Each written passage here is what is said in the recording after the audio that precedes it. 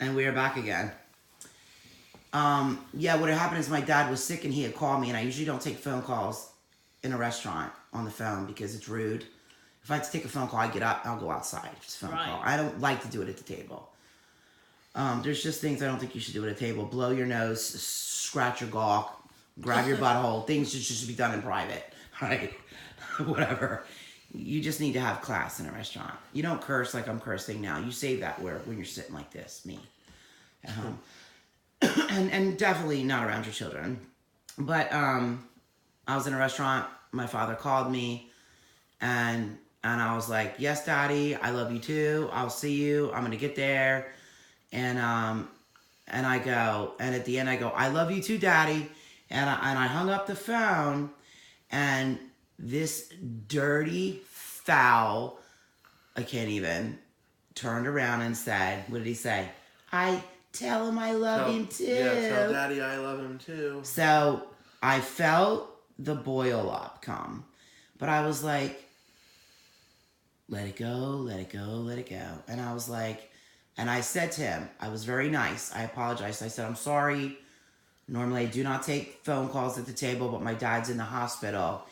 And I can't, like, I have to take the call. And because it's so upsetting to me. Like, well, everybody gets phone calls or some stupid shit. And I lost my shit. Like, if I was full of shit, it all came out. Like, I lost my shit.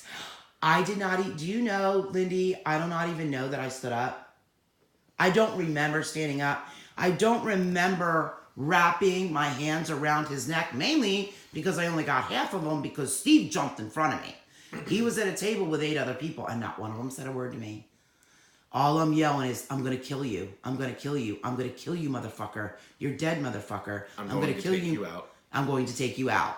And I could not get around Steve to get him. No matter how hard. Why'd you get in front of her? Because he knew I'd go to jail. I'm pretty fast. He knew I'd go to jail. I'd go to jail at the time.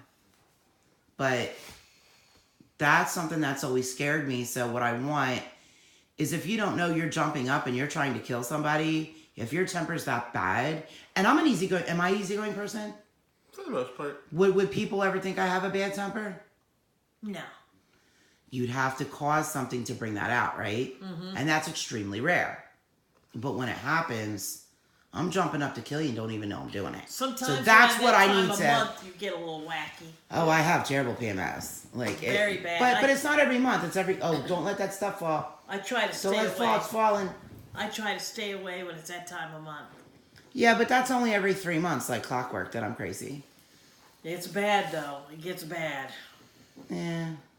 So for my transformation, I want to be an executioner, Steve. World class. Don't want to be caught. I need extreme wealth to be able to do it. And I also want my temper under control to where I'm not wrapping my hands around somebody's throat without knowing it. Like, I don't want that. You want to be in conscious and control. Absolutely. Because I was not in control when I told that guy I was going to scalp him. Because there are times when you can go into rage and you're not even aware of it. I know, like the time I tried to strangle Larry, I had him lifted up in the air. I was like you don't see anything. You don't see anything with the rage. I didn't. I don't even remember getting up. I don't remember getting up out of the table. And I moved like lightning. I don't even remember it. The last thing I remembered is him standing in front of me, Steve standing in front of me, and I'm still yelling, I'm going to kill you. In front of a full packed restaurant. It was bad. It was bad. I just don't like people unless they're good people. So a lot of people are going to watch this and they're going to think, what have we gotten ourselves into? But I'm asking for things that maybe the feds. Yeah, maybe the feds. But so I'm asking for things that normal people might not ask for, but everybody has goals. Everybody's got goals. Everybody has mine dreams. Are kind of similar to yours. And that's another thing. I can't take the abuse of animals, old people, children, people that can't help themselves. I cannot and will not tolerate it. I want to sword you from your vagina through your mouth. Like, I don't want to play games. That's where the point I got to, Dee Dee, is I will not tolerate it anymore. It's unacceptable. To I me. think we all need to start like an online club of executioners, of people that will no longer tolerate abuse of children, animals, elderly, people that cannot defend themselves. Somebody needs to start defending these people. And we can get together like as some kind of secret killing society and kill these bitches and bastards that need to go. I'm dead serious. I'm on video. This is going to be on YouTube. I am for real. I'll let you guys be the presidents of that. But in my transformation, we don't want to get caught. Well, aren't we kind of putting it out there to where they can feds can. Well, the feds can listen to this all they want to, because the bottom line is we have to let people know that this is for entertainment purposes only, right? Yeah. Exactly. This is for entertainment purposes only. So you can choose to believe me or not. It's entirely up to you. Exactly. But if you want to join our fantasy club of killing people that don't deserve to live, but you got to have proof. You have to have proof they don't deserve to live. Yeah. Or you're on your own and killing them. But we could start a secret society of killing, because it's not like there isn't already one. You've got Dick Cheney and Bohemian Grove. States government. Exactly. I mean, like, it's, yeah, true. If the United States government can kill people, why can't we? It's not fair. The Clintons can do it. Why can't we? Yeah, that's right. If the Clintons can do it, why can't we? So let me ask you, Steve. Yes. Tell me what led to your transformation. And you guys can read this on the website. I don't know what led to my transformation. I know that I was done. I wanted out of the paranormal. It was just taking a toll on my body, and it's like sometimes you just. It was after the exorcism you decided to exit from me. After the exorcism in Cape May, I decided I had had enough. Oh, what was that? I didn't want to be part of that anymore, and I went to work at a different place, Walmart. And until the spirit came for your which ass. was probably as demonic as that possession. So, I know, right? So, about 3 months afterwards, I woke up in the middle of the night, and now I still carried some of my, powers that I had from before, like minor powers, those being able to see, spirits and stuff. I still carried some of those with me, and I was laying in my bed one night, and there was somebody in the corner. Like, when I say somebody, it was like a form and some type of apparition, and it's standing there, just staring at me. Staring at me. And I'm laying in bed, and I look over, and I'm like, go away. Just go away. And I close my eyes to go back to bed, and this thing's still staring at me, like... All right, get on with it. What else happened? And then I froze up. I was in a state of paralysis, like... I was like, what's going on here? That is probably just what he did.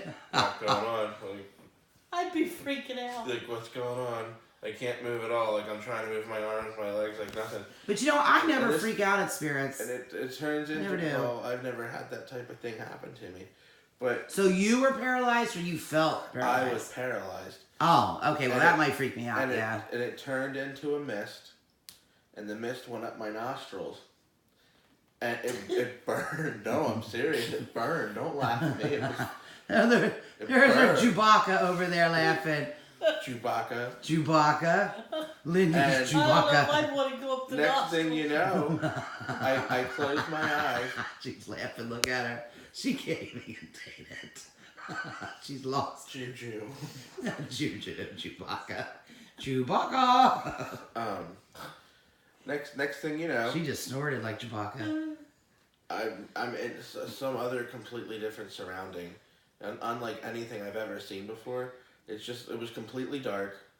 There was a light way far distant, but there were these beings, and they kind of like swam around like jellyfish. You know what? I saw that one other time. Jellyfish. And you know where they were? Where? I walked into that Maze Landing haunted ass house. You know what? We should go there tomorrow. But you know who? While would he's, go I there? don't give a shit. I don't know It's if not I- his business. That's my house. I can't face him. You don't have to. But- I'm but gonna go. I'll go with just Steve.